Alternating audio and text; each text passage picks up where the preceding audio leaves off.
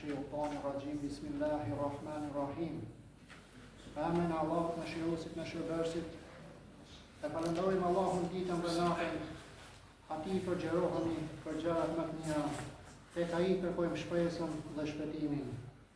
Qoftë kjo ditë e xhuma, ditë e begatisë, harmonisë e dashurisë për të gjithë ne besimtarë dhe besimtare.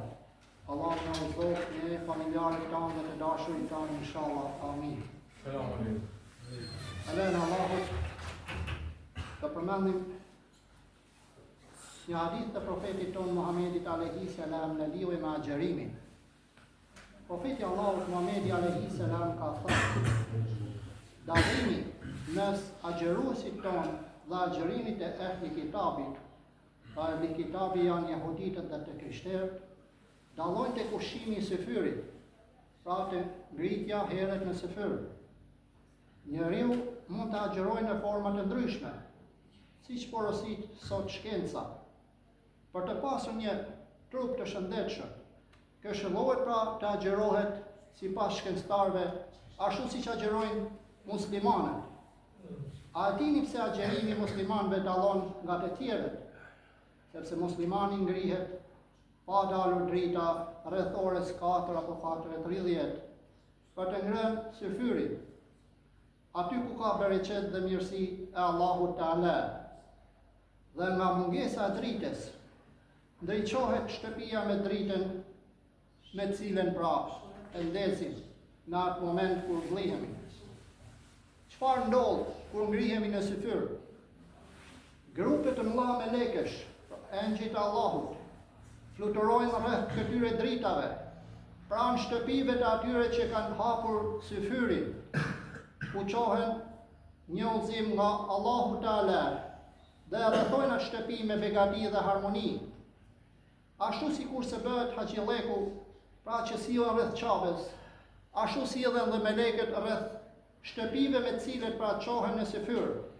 Prandaj, siç ka thënë profeti Allahut Muhamedi alayhi salam, në syfyr ka bereqet. Prandaj mos e neglizhoni dhe zgjoni sa të keni mundësi në këtë orar me cilën begatoheni jo vetëm me mëshirën e Allahu Teala, por Allahu udhëzon melekët e tij ta rrethojnë këtë shtëpi dhe të bëjnë dua për ju. Elhamdulillah. Kur ne zgjohemi pra dhe e kalojmë dorën tek ushqimi, bashkë me ne e kalon dorën dhe meleku me cilën e kemi në rreth, por që nuk kemi aftësi ta shohim. Elhamdulillah. Dhe pastaj melekët luten për secilin prej nesh që bën syfyr. Imagjinoni një shtëpi ku të ngrihen të gjithë së bashku dhe të hanë syfyr, dhe të kemi bekimin e melekëve. Duaja e tyre nuk ka perde. Ajo kalon direkt tek Allahu Teala si mëshirë, dashuri dhe harmoni për atë shtëpi me të cilën është ngritur në syfyr dhe po bën syfyr për hartën e Allahut Teala. Kjo është një veçori me të cilën muslimanët dallojnë nga fetë të tjera. Pra ngritja e syfyrit ka të bëjë me harmoninë, me dashninë dhe me respektin për Allahun Teala. Prandaj është e mira që këto ditë me të cilët kanë ngelur, e cilët janë dhe ditë shpëtimi dhe mirënjohje, të ngrihemi së bashku me familjarët tanë në syfyr. Gjithashtu profeti Allahut Muhamedi alayhi salam ka thënë: gjatë këtyre 10 ditëve, zgjoni familjarët tuaj në namaz, sigurisht për namazin e sabahit, sepse aty ka mirësi e Allahut Teala. Ky namaz ka përkushtim për të gjithë ata që duan Allahun dhe presin shpërblimin e tij inshallah. Amin.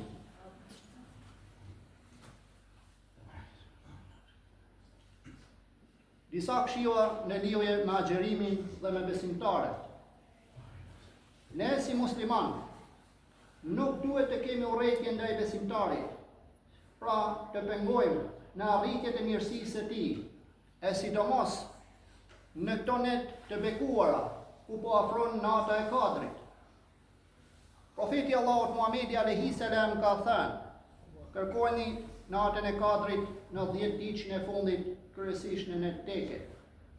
Mrami ishte njëra prej netëve Dhe inshallah Allahu Teala na dua që kemi bërë na ka pranuar. Dhe nëse ka qenë ditë kadri, natë kadri, atëherë Allahu ne pranon lutjet tona. Na i shpëton familjarët tanë, të dashurit tanë, dhe të gjithë ata që kanë ndërzuar shpirtin Allahu Teala. Kjo është mirësi për të gjithë ne.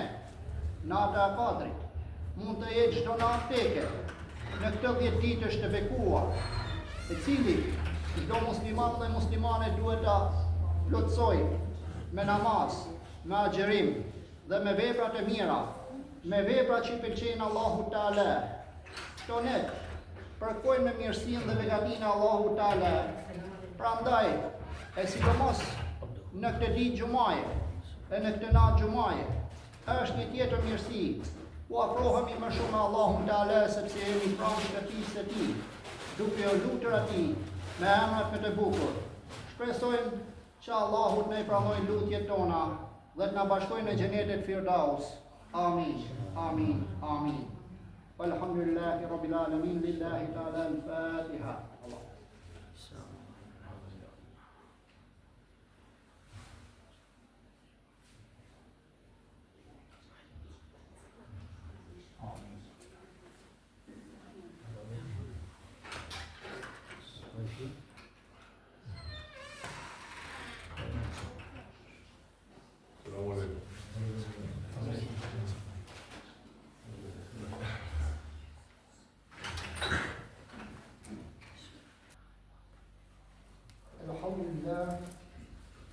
Alhamdulillah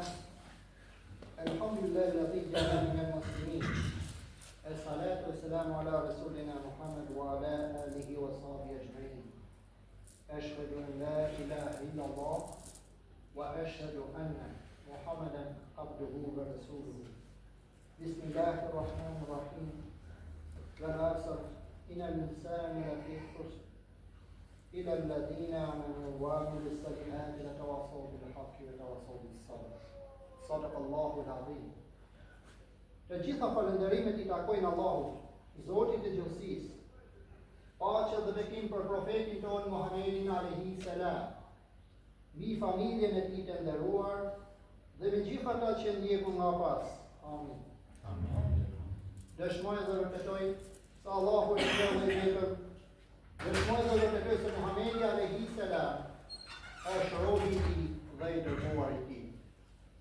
Të nderuar mysafirë të Allahut, mirë se ardhët në këtë ditë falënderimesh, në këtë ditë xumaje, në këtë ditë të bekuara të Ramazanit.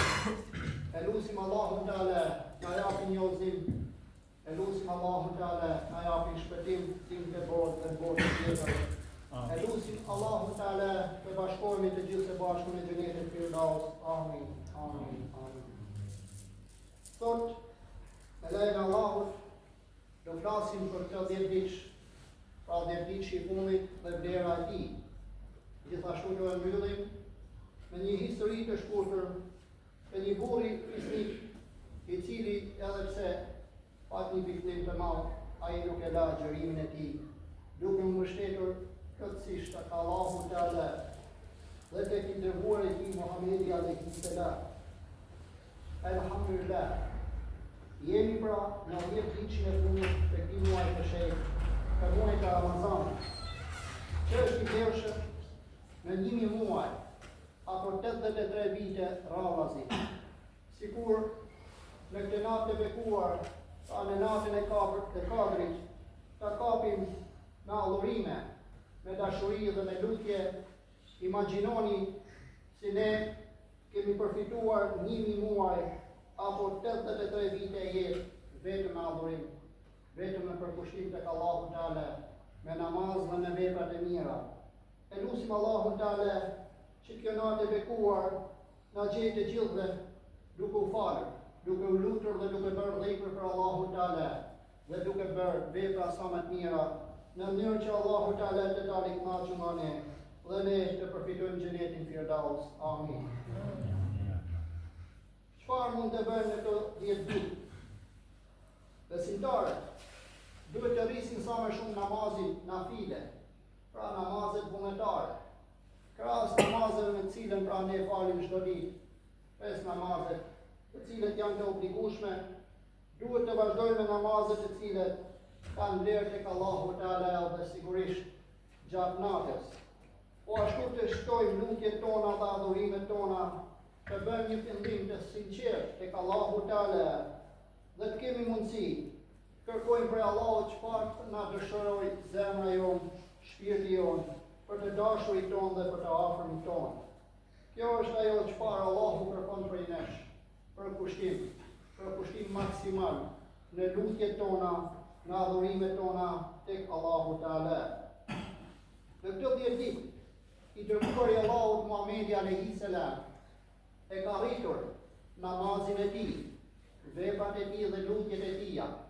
Ai, Resulullahu sallallahu alaihi wasallam, ka ndajtur në xhami, duke u përkushtuar gjithashtu, ka bërë adhurime të përkushtuara vetëm duke falendruar Allahun Teala dhe duke kërkuar falje për umetin e tij, umet në të cilin do ta përfaqësojë deri në ditën e gjykimit. Kërkimi i kësaj nate të mallnueshme, natës së katërt, ka një vlerë për secilin prej nesh, dhe secili prej nesh është i interesuar që në këtë natë të jetë i mbushur me të gjitha adhurimet inshallah, të ketë plotësuar namazin e tij, të ketë plotësuar dhikrin, punët e hajrit dhe gjithashtu vlerën e cilën përkushtohen në këtë natë. Mos harroni lutjet, jo vetëm për ne dhe për familjarët tanë, por edhe për ato që kanë vlerësuar shpirtin Allahu Teala, sepse kjo natë e bekuar, falë më mëshiron, në mëshirën Allahu Teala pa kufi, dhe inshallah të gjithë të afërmit tanë falen dhe mëshirohen nga Allahu Teala. Amin. Profeti Allahut Muhamedi alayhi salam në lidhje me natën e katërt ka thënë: kërkojnë natën e katërt, në 10 ditën e fundit të këtij muaji të bekuar, e sidomos në netët teke. Kjo është ajo çfarë na ka këshilluar profeti Allahut. Gjithashtu, duaja apo lutja më e pëlqyer tek Allahu Teala është: o Allah, ti e falës e do faljen, më fal mua. Kështu që të gjithë ne ta kujtojmë këtë dua, në mënyrë që të falemi nga Allahu Teala, po jo vetëm ne, por edhe të dashurit tanë, familjarët tanë, dhe të gjithë ata që na respektojnë dhe respektojnë. Kjo është mirësi e madhe. Shtimi i namazeve nafile, pra i namazit të natës, në këto 10 ditë të fundit, profeti Allahut Muhamedi alayhi salam ka thënë: ai që e falë namazin e natës, ka shpërblim tek Allahu Teala, dhe bashkë me të marrë nga shpërblimin e lutjeve të tija, që i drejtohet Allahu Teala me sinqeritet. Prandaj, mos e neglizhoni këto net, të cilët janë bekim për të gjithë ne. Gjithashtu, shtimi i sadekas dhe i bamirësisë është një tjetër mirësi me të cilën Allahu Teala e do. Sa më shumë që t'japim sadeka, aq më shumë do të marrim shpërblim inshallah tek Allahu Teala. Bamirësia, jo vetëm në sadeka, por edhe në veprat e mira, ka një tjetër shpërblim tek Allahu Teala, e sidomos në shtëpinë e tij, në atë shtëpi ku mblihen për ta adhuruar Allahun Teala. Zoti inshallah kënaqet me veprat tona, Zoti na fal dhe na mëshiroj. Amin. Lutjet e vazhdueshme me këto net janë ato të istighfarit. Pa të kërkojmë Allahu Teala falje sa më shumë, në mënyrë që të na falë të gjithë gjunahet tona, dhe kur dalim nga ky Ramazan, të dalim të pastër inshallah, ashtu sikur kemi dalur në këtë jetë. E lutim Allahun që të jemi të gjithë ne të tillë, të dashurit tonë dhe të afërmit tonë. Amin. Dhikri dhe përkujtimi Allahu Teala është një tjetër veçori e këtyre netëve. Dhikri me i dashur tek Allahu Teala janë fjalët dhe emrat më të bukur të Allahu Teala, duke thënë subhanallah, elhamdulillah, la ilaha illallah, Allahu akbar. Dhe kjo e shton peshoren në ditën e gjykimit, këto vlera, të cilat janë të thjeshta për të thënë, por tek Allahu Teala ka një shpërblim të madh.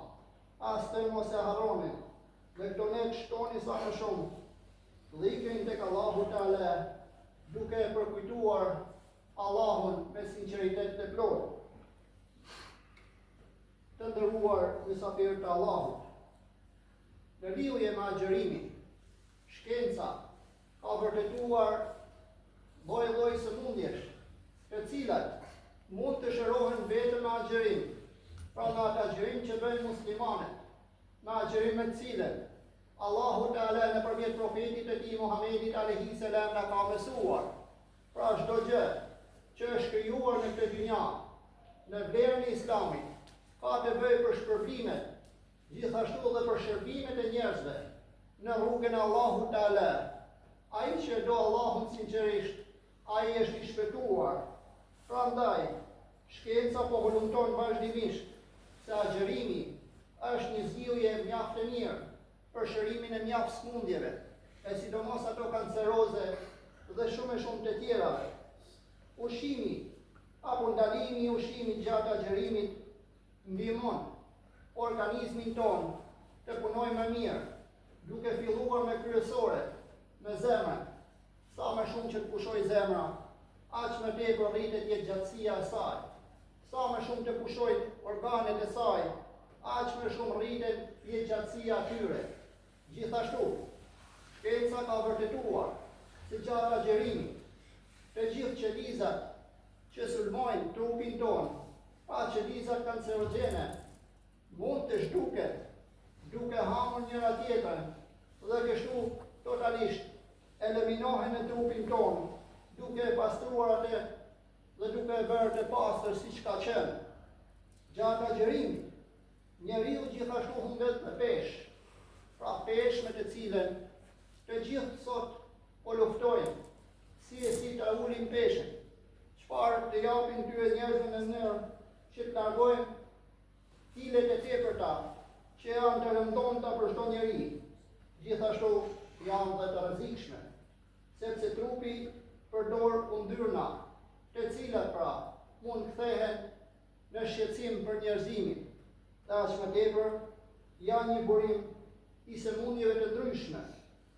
Gjatë agjërimit, njeriu pra humbet jo vetëm peshë, por edhe kalori, të cilët pra i bën një shërbim tepër të hyrë trupit tonë. Një nga shkencëtarët japonez fitoi çmimin Nobel në vitin 2016, kur ai pra zbuloi autofagjin, i cili është një proces ku qelizat eliminojnë materialet e dëmtuara, duke ulur rrezikun e kancerit në trup. Kjo, para agjërimit, ku studiuesit tregon se agjërimi sulmon pra prodhimin e qelizave të reja, të bardha të gjakut, të cilat e forcojnë imunitetin e saj. Ky zbulim që bëri ky shkencëtar, bëri që të fitoj çmimin më të lartë, çmimin Nobel. E për çfarë fitoi? E fitoi sepse ai studioi agjërimin e muslimanëve. Pra Allahu Teala na ka dhënë çdo mirësi në këtë botë. Na ka dhënë Islamin si rrugdalje për çdo vështirësi tonë. Na ka dhënë besimin për të qenë të fortë dhe të ecim përpara, pa pasur frikë asgjë. Përveç Allahu Teala, shkenca ka provuar pra se gjatë agjërimit ulet presioni i gjakut për të gjithë ata që vuajnë në tensionin i cilit është i dëmshëm dhe mund të bëjë dëm në trupin e çdo njeri. Gjithashtu, agjërimi redukton kolesterolin, i cili është një mjet tjetër i dëmshëm për trupin e njeriu. Agjërimi i bën mirë trurit të njeriu duke përmirësuar kujtesën, pra duke arritur njohjen e çdo gjë me cilën ai e ka harruar. Shpesh na ndodh, gjatë namazit kur falim, na kujtohen shumë gjëra me cilët ne i kishim harruar. Elhamdulillah, Allahu pra na vën në shërbim trurin, sepse jemi duke falendëruar Allahun Teala në atë moment. Dhe për atë, pa truri jon e humbet, me njëherë Allahu na vën në funksion. Kjo është mirësi tjetër me cilën namazi dhe agjërimi bëjnë mirë për të gjithë ata që e falin, dhe duhet të falin, dhe mos ta neglizhojnë asnjëherë. Gjithashtu, shkenca ka zbuluar se agjerimi e ul nivelin e kortizonit që është hormoni i stresit, pra e ul stresin, e largon stresin ai që po e mbyt të gjithë njerëzimin. Sot bota po evolon shumë shpejt. Sot cilësia e jetës është rritur dhe bashkë me të është rritur dhe stresi. Ai stres që po e mbyt njerëzit, sepse ato nuk kanë besim se Allahu Teala është i qyrësi çdo gjëje, me cilën kush i mbështetet atij është i fituar dhe kush i largohet rrugës së tij është i humbur. Në mbyllje, mbi zburimin shkencor, thuhet se agjerimi përmirëson shëndetin, forcon imunitetin, ndihmon funksionimin e mirë të trurit, ruan zemrën, pastron organet nga toksinat dhe zgjat jetën e njeriut. Elhamdulillah, kjo është pasuria më e madhe me cilën Allahu Teala na ka falur nëpërmjet Islamit, nëpërmjet të dërguarit të tij, duke na mësuar agjerimin, namazin, sadekan dhe veprat e mira që janë në shërbim të njerëzimit. Elhamdulillah që jemi musliman dhe duhet ta falënderojmë Allahun për çdo minutë dhe në çdo çështje me cilën na jepet mundësia për të dhënë dhe për të bërë mirë inshallah. Amin. Do mbyllim me një histori të shkurtër, e cila në fund të saj ka të bëjë me agjerimin. Burri që agjeroi me zbrimje. Në kohën e të dërguarit të Allahut, Muhamedit alayhi salam, jetonte një burr i devotshëm nga Medina, i quajtur Harith. Ai ishte një sahab i thjeshtë, por me një besim të fortë, siç e kishin të gjithë sahabët e asaj kohe. Ai ishin të lidhur ngushtë me Allahun Teala dhe të përkushtuar në çdo namaz dhe në çdo vepër të mirë. Një prej tyre ishte edhe ky zotëri, i cili për në asnjë çast nuk e la agjerimin e tij. Në ditët e Ramazanit, tek ku agjeronte me përkushtim, djali i tij u sëmur rënd, dhe nga sëmundja e tij, ai e la këtë dynja. Ai me zllimjesh vazhdoi agjerimin e tij, sepse ju kujtua një nga hadithet e profetit Muhamedit alayhi salam, i cili e kishte këshilluar çdo njërin prej nesh, kushdo që agjeron për hir të Allahut Teala me përkushtim, ka shpërblim tek Allahu, pa do të ketë një shpërblim të madh. Me lidhje me këtë, edhe Allahu Teala në surën El-Bekare, në ajetin 153, urdhëron dhe thotë: O ju që besuar, kërkoni ndihmë me durim dhe me namaz, vërtet Allahu është me durimtarë. Pra, ne që agjerojmë sot, jemi të gjithë durimtarë, jemi të përkushtuar, që ta çojmë deri në fund inshallah të muajit të shetë në agjerim, me përkushtim dhe me vepra të mira, sepse kështu na ka porositur Allahu Teala, kështu na ka porositur profeti i tij Muhamedi alayhi salam.